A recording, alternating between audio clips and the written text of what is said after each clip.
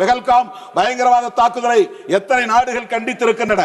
அமெரிக்க அரசின் நிலைப்பாடு என்ன? அந்த நாட்டின் ராணுவ அதிகாரியை அழைத்து அவர் விருந்து கொடுக்கிறார். அதற்கு என்ன பொருள்?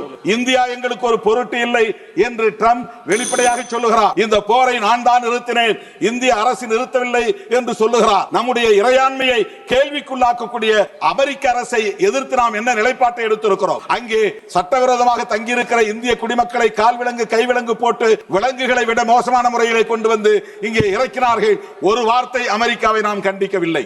வெளியுறவு கொள்கையில் நமக்கு பெரும் தோல்வி அடைந்திருப்பதை போல உள்நாட்டில் நாம் மக்கள் ஒற்றுமை குறித்து கவலைப்படாமல் இருக்கிறோம். இங்கே மதவாத அடிப்படையில் முஸ்லிம் வெறுப்பையும் கிறிஸ்தவ வெறுப்பையும் நாளுக்கு நாள் அதிகரிக்க செய்கிறோம். நம்மிடையே ஒற்றுமை இல்லை என்பது சர்வதேச அரங்கில் தெரிகிறது. ஒற்றுமை உருவாக்குவதற்கான ஆக்கப்பூர்வமான பணிகளை அரசு மேற்கொள்ள வேண்டும். வெறுப்பு அரசியலை கைவிட வேண்டும். குறிப்பாக முஸ்லிம்களுக்கு எதிரான வெறுப்பு அரசியலை அடையாளப்படுத்தக்கூடிய வகையில் துருக்கிக்கு எதிரான நடவடிக்கை இந்த அரசு மேற்கொள்கிறது. சீனாவுக்கு எதிரான நடவடிக்கை மேற்கொள்ளவில்லை. माननीय सदस्य श्री थोल तिरुमावल 1G. மாண்புமிகு அவைத்தலைவருக்கு வணக்கம். இந்த விவாதத்தில் பங்கேற்று உரையாற்றுவதற்கான வாய்ப்பை நல்கிய தங்களுக்கு எனது நன்றியை உரித்தாக்குகிறேன். பெஹல்காமில் நடந்த பயங்கரவாத தாக்குதலில் அப்பாவி பொதுமக்கள் 26 பேர் படுகொலை செய்யப்பட்டனர்.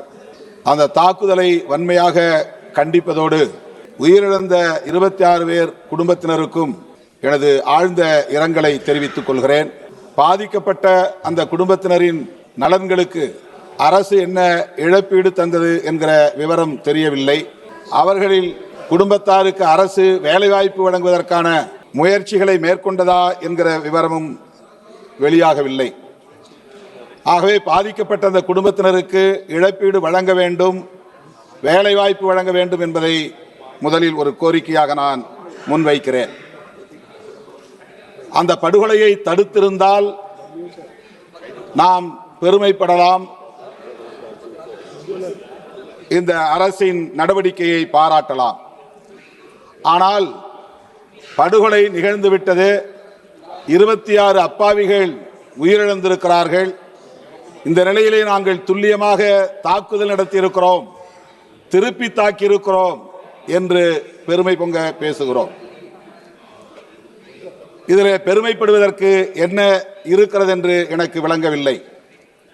மிகப்பெரிய நாடு, பாகிஸ்தானோடு ஒப்பிடுகிற போது பல மடங்கு வலிமையுள்ள ஒரு தேசம், 140 கோடி மக்கள் தொகையை கொண்ட ஒரு பெரிய நாட்டை மிக இலகுவாக அவர்கள் உள்ளே புகுந்து தாக்கிவிட முடியும் என்பதற்கு ஒரு சான்றாக இந்த பஹல்காம் தாக்குதல் மீண்டும் ஒரு அச்சுறுத்தலை ஏற்படுத்தி இருக்கிறது.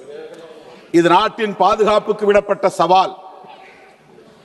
இது நாட்டின் மக்களுக்கு உள்ள பாதுகாப்பை அச்சுறுத்தக்கூடிய ஒரு நடவடிக்கை. உளவுத்துறையின் தோல்வி, பாதுகாப்புத்துறையின் தோல்வி, ஆட்சி நிர்வாகத்தின் தோல்வி என்பதை சுய விமர்சனமாக முதலில் நாம் ஏற்றுக்கொள்ள வேண்டும். அதுதான் நம்மை மீண்டும் வலுப்படுத்துவதற்குரிய வாய்ப்பை உருவாக்கி தரும். வெளியுறவு கொள்கையும் தோல்வியடைந்திருக்கிறது என்பதைத்தான் இது காட்டுகிறது. காஷ்மீர் தொடர்பாக நாம் எடுத்திருக்கிற நிலைப்பாடும் தோல்வியடைந்திருக்கிறது என்பதைத்தான் இந்த தாக்குதல் உறுதிப்படுத்தி இருக்கிறது. அரசமைப்பு சட்டம் உறுப்பு எண் 370 நீக்கிவிட்டால் காஷ்மீர் சுதந்திர தேசமாக மாறிவிடும், பயங்கரவாதம் முற்றாக ஒழிந்துவிடும், பொதுமக்கள் அங்கே சுதந்திரமாக உழவ முடியும், சுற்றுலா வளர்ச்சி அடையும் என்றெல்லாம் நம்முடைய அரசின் தரப்பிலே சொல்லப்பட்டது. 370 நீக்கப்பட்டது. ஆனால் என்ன நிலை? அதன் பிறகுதானே இந்த தாக்குதல் நடந்திருக்கிறது. அரசு நமக்கு பாதுகாப்பு தரும் என்கிற நம்பிக்கையின் அடிப்படையில் தானே பொதுமக்கள் சுற்றுலா பயணம் மேற்கொண்டார்கள். ஆனால் எல்லை தாண்டிய பயங்கரவாதம் ஊடுருவியது எப்படி? அதை தடுக்க முடியாத நிலை ஏற்பட்டது எப்படி? எல்லை ஓரத்தில் தொடர்ச்சியாக பாதுகாப்பு படை வீரர்கள் இருக்கிறார்கள் என்கிற நம்பிக்கையின் அடிப்படையில் தானே பொதுமக்கள் பெஹல்காமுக்கு வந்தார்கள். அந்த இடத்திலே பாதுகாப்பு படை வீரர்கள் இல்லாமல் போனது எப்படி? அந்த இடத்திலே தாக்குதல் நடத்தியவர்களை தடுத்து எதிர்த்து போராடிய குதிரை ஓட்டித்தான் அந்த இடத்தில் பலியாகி இருக்கிறானே தவிர நம்முடைய ஆர்மி பாதுகாப்பு படையை சார்ந்த வீரன் யாரும் அதிலே பலியாகவில்லை. இது மிகப்பெரிய அளவில் நமக்கு சந்தேகத்தை எழுப்புகிறது, கேள்வியை எழுப்புகிறது. ஆகவே காஷ்மீர் தொடர்பாக இந்த அரசு எடுத்த நிலைப்பாடு படுதோல்வி அடைந்திருக்கிறது. அரசமைப்பு சட்டம் உறுப்பு எண் 370 நீக்கப்பட்டது, படுதோல்வி அடைந்திருக்கிறது என்பதை ஒப்புக்கொண்டு காஷ்மீர் ஜம்மு மாநிலத்திற்கு மீண்டும் மாநில அந்தஸ்தை வழங்க வேண்டும் என்று அரசுக்கு நான் வேண்டுகோள் விடுக்க கடமைப்பட்டிருக்கிறேன். இந்த பயங்கரவாத தாக்குதலால் இப்போது சுற்றுலா அங்கே பாதிக்கப்பட்டிருக்கிறது. சுற்றுலா மூலம் மட்டுமே பெரும்பான்மையான வருமானத்தை கொண்டிருக்கிற மாநிலம் ஜம்மு காஷ்மீர். இன்றைக்கு அதனால் ஏற்பட்டிருக்கிற பாதிப்பை ஈடு செய்யும் வகையில் நம்முடைய மைய அரசு, ஒன்றிய அரசு சிறப்பு பொருளாதார உதவியை ஜம்மு காஷ்மீர் மாநிலங்களுக்கு வழங்க வேண்டும், மாநிலத்திற்கு வழங்க வேண்டும் என்று கேட்டுக்கொள்கிறேன். 2023-2024 ஆண்டிய டிஃபென்ஸ் ஸ்டாண்டிங் கமிட்டி, அந்த நிலைக்குழு இது தொடர்பான ஆய்வை செய்து விமானப்படையில் போதிய விமானங்கள் இல்லை, விமானப்படை மேலும் நவீனமயப்படுத்தப்பட வேண்டும், இன்னும் பைலட்டுகள் விமான ஓட்டிகளின் எண்ணிக்கையை பெருக்க வேண்டும் போன்ற பரிந்துரைகளை வழங்கியது. ஆனால் இதுவரையில் அது குறித்து அரசு எந்த முயற்சியையும் மேற்கொள்ளவில்லை. ரஃபேல் விமானம் சுட்டு வீழ்த்தப்பட்டதாக பாகிஸ்தான் கூறுகிறது. நாம் சொல்லுகிறோம் அவர்களை துல்லியமாக தாக்கினோம், அந்த பயங்கரவாதிகளின் பதுங்கு முகாம்களை அழித்தோம் என்றெல்லாம் பெருமை பொங்க சொல்லுகிறோம். பாகிஸ்தான் அரசும் அப்படித்தான் சொல்லுகிறது. ஸ்ரீநகர், ஜம்மு, பூஜ், பத்திண்டா போன்ற பல பகுதிகளை சுட்டிக்காட்டி இங்கெல்லாம் நாங்கள் தாக்குதல் நடத்தியிருக்கிறோம், ரஃபேல் விமானங்கள் 2 விமானங்களை சுட்டு வீழ்த்தியிருக்கிறோம் என்று சொல்லுகிறார்கள். இது எது உண்மை என்பது நமக்கு தெரியவில்லை, பொதுமக்களுக்கு புரியவில்லை. ரஃபேல் விமானங்கள் சுட்டு வீழ்த்தப்பட்டது உண்மையாக இருந்தால் அந்த விமான தொடர்பாக நடந்த ஊழல் குறித்த விசாரணை தேவைப்படுகிறது. ரஷ்யாவை மட்டுமே ராணுவ தளவாடங்களுக்கு நம்பி இருப்பதை அரசு கைவிட வேண்டும்.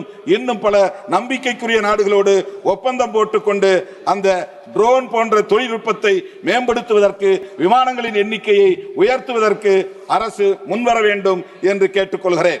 சர்வதேச அரங்கில் இந்திய தேசத்தின் நன்மதிப்பு பாதிக்கப்பட்டிருக்கிறது. இந்த விவகாரத்தில் பெஹல்காம் பயங்கரவாத தாக்குதலை எத்தனை நாடுகள் கண்டித்திருக்கின்றன? அமெரிக்க அரசின் நிலைப்பாடு என்ன? அந்த நாட்டின் ராணுவ அதிகாரியை அழைத்து அவர் விருந்து கொடுக்கிறார். அதற்கு என்ன பொருள்? இந்தியா எங்களுக்கு ஒரு பொருட்டு இல்லை என்று ட்ரம்ப் வெளிப்படையாக சொல்லுகிறார்.